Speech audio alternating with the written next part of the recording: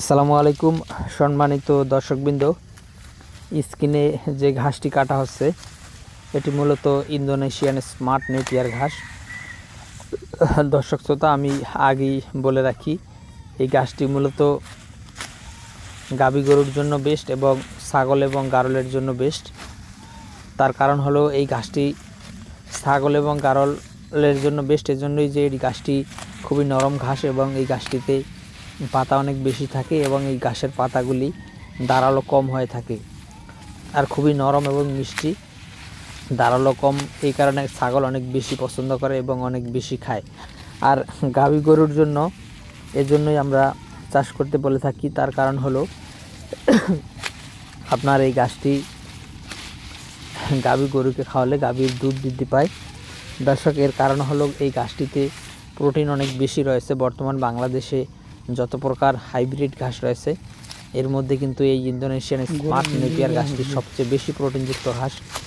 মূলত এটি 22 থেকে 25% প্রোটিন রয়েছে এই ইন্দোনেশিয়ান স্মার্ট নেপিয়ার ঘাসে। মূলত সে কারণেই এই ঘাসটি গাভী গরুকে খাওয়ালে গাভীর দুধ বৃদ্ধি পায়। পাশাপাশি অন্যান্য ঘাসের থেকে এই ঘাসটি অনেক বেশি খেয়ে থাকে।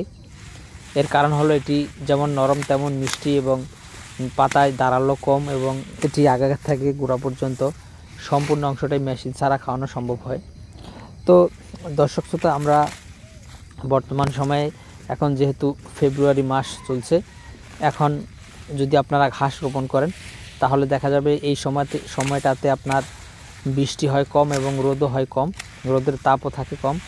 সে কারণে আপনারা এই সময় যদি ঘাস রোপণ করেন তাহলে ঘাসের কাটিং পচে যাওয়ার সম্ভাবনাও নাই এবং শুকিয়ে যাওয়ার সম্ভাবনাও নাই, যেহেতু বৃষ্টি কম হয় এবং রোদও কম হয়।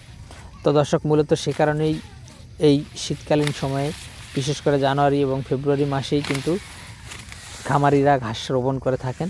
তো দর্শক শ্রোতা, আপনিও যদি এই ঘাসের কাটিং এখন রোপণ করতে চান তাহলে আমাদের কাছে বর্তমান সময়ে এই ইন্দোনেশিয়ান স্মার্ট নেপিয়ার ঘাসের কাটিং রয়েছে এবং জারাওয়ান হাইব্রিড ঘাসের কাটিং রয়েছে এবং তাইওয়ান হাইব্রিড, যেটা নাকি নতুন ঘাস, যারা থেকে দ্বিগুণ ফলন হয়, সে ঘাসের কাটিংও রয়েছে এবং পানিতে চাষ হয় জার্মান হোয়াইট। এই 4 জাতের ঘাসের কাটিং আমাদের কাছে বর্তমানে অ্যাভেলেবেল রয়েছে।